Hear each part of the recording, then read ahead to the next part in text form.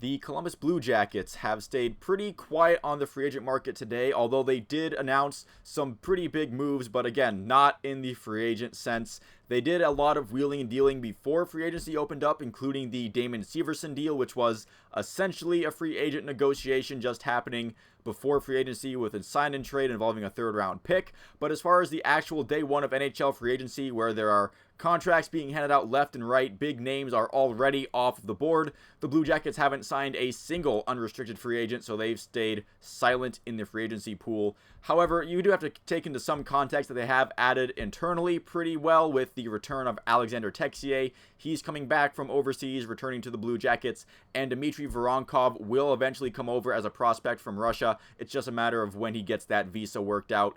Now, Jarmo Kekalainen did address the media earlier in the evening to address the free agency situation with the Blue Jackets. That video has not been released to the public, but we do have some quotes from Jarmo via Jeff Svoboda on Twitter.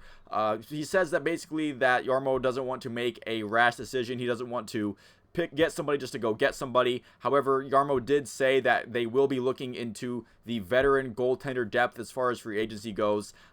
Which is interesting because I'm not sure how that will impact Daniil Tarasov, where he will have to clear waivers in order to go down to Cleveland. So if you want a veteran backup goaltender, maybe it's one that is able to start in Cleveland, and he might be able to be called up if/when either Elvis or Tarasov get injured, because those two do have pretty extensive injury histories. So maybe they want to get maybe a veteran that's not as good, quite frankly, and is able to get on a two-way contract and is willing to spend some time in the AHL before perhaps an injury happens and they're able to be called up for more NHL minutes. But I guess the Blue Jackets learned the hard way last year that goaltender depth is something that you can never have enough of, where I remember at one point they were starting Michael Hutchinson and John Gillies as their goalie tandem because of injuries and trading away Korpisalo. That was not a situation they want to end up back in, so I do get why they would be testing some veteran goaltending in the free agent market. Now, moving on to some announcements that the Blue Jackets made today. The Blue Jackets were able to officially hire Mike Babcock. His introductory press conference was pretty early this morning, and Babcock, he said all the right things. He didn't really give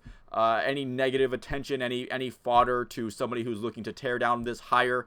He talked about how he had to change and how he have to approach each player's mental health differently. He mentioned in a roster of 23 guys, you have to have 23 different plans for on the ice and their life choices and their mental health and stuff like that. Talked about how he did a lot of growing work, working at university, coaching hockey there. So he's saying the right things, not leaning into any negative perception. However, I did kind of find it funny that he did have to pretend that he wasn't really making any plans on the roster, because he was technically just hired, and if he was making plans with the front office up to this point, then that technically would be going against his contract with the Maple Leafs. But hearing him say like, well, I don't know about this roster, I just got hired on today, that did kind of give me a chuckle, because he's talking out of his ass on that. He definitely knows a thing or two about the roster and definitely has plans for it. But he did have to just kind of pretend that, well, I just got here, so I have no idea what the plan is moving forward until I meet with some more guys.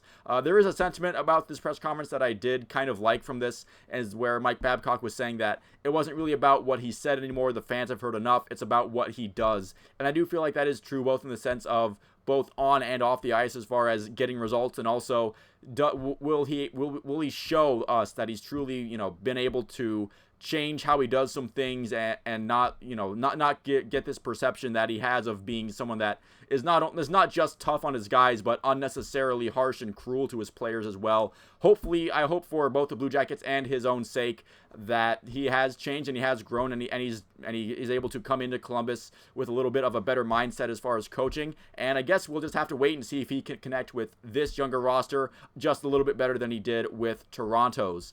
And then moving on with Adam Fantilli, he has signed his entry-level contract, meaning that there is no way he can return to Michigan. So the Blue Jackets have him in the organization for the next few years. I guess if he sticks in the, at least, I mean, he's going to be around for a long time, but I guess they could have his entry-level deal slide if he just sticks in the AHL, which I think is pretty unlikely. I feel like he's going to be in the NHL for the entire season. Good news for the organization. Obviously, he was going to be way too good for college anyway. The only way he would have stayed at Michigan is if he was upset that the Blue Jackets picked him, which we've known back since May that Columbus was a destination he would have liked to have gone to anyway. So this was essentially a no-brainer deal. It's max contract that you can get on an ELC with a lot of performance bonus incentives laced in there. So if he comes in and he plays well, he will definitely be earning a decent chunk of change, which should turn into a really good second contract if he meets his expectation.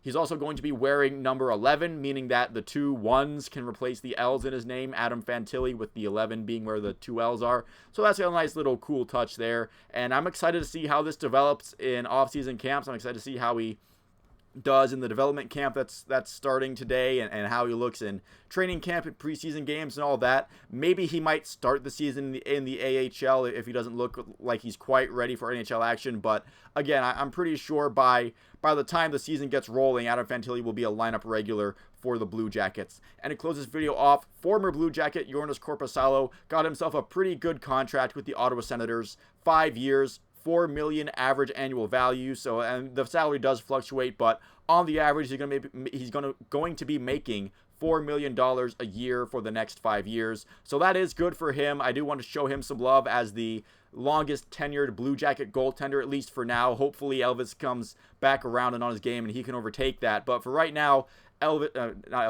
Korpisalo is the longest, the guy who's been in a Blue Jackets uniform as a goaltender the longest throughout the franchise history. So it's nice to see him get rewarded with a pretty good chunk of change contract with a lot of stability over the next 5 years. So, obviously there are also former Blue Jacket players that got good contracts as well. But if I went over every single one of them, the segment would be way too long. Just wanted to give Korpisalo a nice shout out for his, for his time with the Blue Jackets, and he did provide a lot of good games, and good to see him get a nice solid contract. So that's going to be it for this video. Thank you for watching if you made it this far into it. Leave a like and a subscribe if you enjoyed the video and you'd like to see more like it. Let me know who you want the CBJ to go after in the offseason that hasn't already been snatched up in free agency, and I will see you at the next one.